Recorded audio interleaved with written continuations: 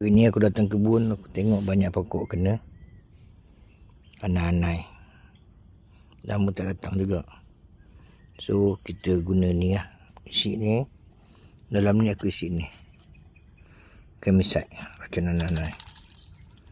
Okey, hanya lebih kurang setengah tutup je untuk satu botol ni. Okey. Ni dah isi kan. Ni pula. Sebenarnya kalau dalam ni diisi, boleh juga kalau kita campurkan dengan baja lah.